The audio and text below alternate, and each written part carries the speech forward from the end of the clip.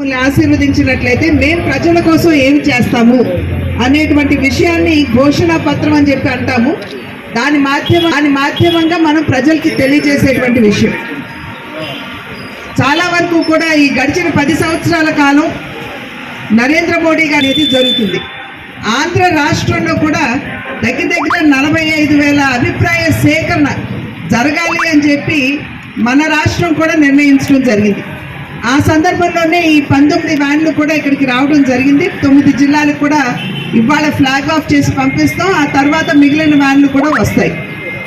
మీ మాధ్యమంగా, పాత్రికేయుల మాధ్యమంగా ప్రజలకి మేము చేస్తున్నటువంటి విజ్ఞప్తి, భారతీయ జనతా పార్టీ నేను ఇందాక చెప్పినట్లుగా ఎప్పుడు కూడా ప్రజా సంక్షేమానికి పెద్దపీట వేసినటువంటి పార్టీ. భారతీయ జనతా పార్టీ మూల సిద్ధాంతం కూడా అంత్యోదయ, అంటే సమాజంలో అట్టడుగులు ఉన్నటువంటి వారికి సైతం సంక్షేమాన్ని అందిస్తూ ముందుకు వెళుతూ దేశ సర్వతోముఖాభివృద్ధిని సాధించాలి అనేటువంటి లక్ష్యం.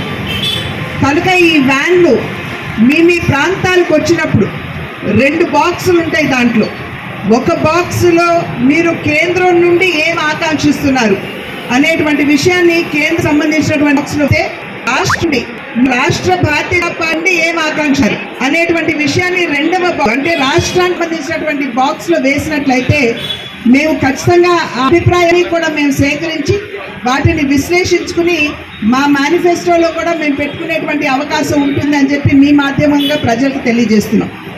ఇప్పటికే మేము ఒక మేనిఫెస్టో కమిటీని వేసుకున్నాం. వివిధ వర్గాలు ఏదైతే అంటే వ్యవసాయం కావచ్చు, పరిశ్రమకు సంబంధించినటువంటి విషయాలు కావచ్చు, యువత కావచ్చు, మహిళలు కావచ్చు, పేదవాడు కావచ్చు, మధ్యతరగతి వారు కావచ్చు, వారి ఆ వర్గాలతో మాట్లాడి వారి నుండి అభిప్రాయ సేకరణ చేసి మేనిఫెస్టో కమిటీని ఇప్పటికే మేము పొందుపరిచాం. వారు ఈ వర్గాలందరితోటి మాట్లాడుతున్నారు. ఆ మాటలు జరుగుతున్నాయి. రేపు ఎల్లుండిలో మేము మళ్ళీ ఒక ఫైనల్ మీటింగ్ మేనిఫెస్టో కమిటీ మేము చేసుకోబోతున్నాం. అయితే ఈ బళ్ళు ఏవైతే ఉన్నాయో ఈ నెల 25వ తారీఖు వరకు జిల్లాలో తిరుగుతాయి. కనుక మీ జిల్లాలకు వచ్చినప్పుడు మీ మనసులో ఉన్నటువంటి ఆకాంక్ష ఏదైతే ఉంటుందో వాటిని బాక్స్లో వేసినట్లయితే ఖచ్చితంగా మేము జనరంజకమైనటువంటి మేనిఫెస్టోని తయారు చేసుకోవడానికి అవకాశం ఉంటుంది. అది మాత్రమే కాకుండా మీ సమస్యలను పరిష్కరించేటువంటి అవకాశం అవుతారు. అందులో మీరు మీ అభిప్రాయాలు తెలియజేసి చేస్తున్నటువంటి అభ్యర్థన. అదేవిధంగా మేము ఢిల్లీ జరిగినటువంటి చర్చలు మేము వెళ్ళి అభిప్రాయం అక్కడ నాయకత్వానికి తెలియడం జరిగింది.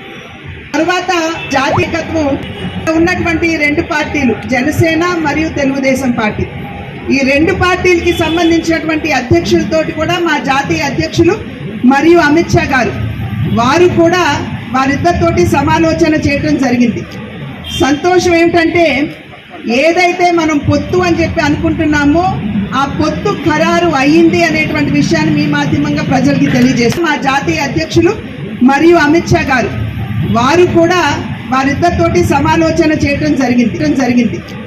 సంతోషం ఏమిటంటే ఏదైతే మనం పొత్తు అని చెప్పి అనుకుంటున్నామో ఆ పొత్తు ఖరారు అయ్యింది అనేటువంటి విషయాన్ని మీ మాధ్యమంగా ప్రజలకి తెలియజేస్తున్నాం. అయితే సీట్లకు వచ్చేటప్పటికి ఎన్ని సీట్లు రేపు సాయంత్రానికల్లా మీకు అన్ని విషయాల మీద, అంటే పొత్తు ఎలాగో ఉన్నది, ఏ సీటు ఎన్ని సీట్లు అనేటువంటి విషయం రేపు సాయంత్రం ఎల్లుండి కల్లా మీకు తెలియజేసే అవకాశం ఉంటుందని చెప్పి మీకు అందరికీ తెలియజేస్తున్నాను.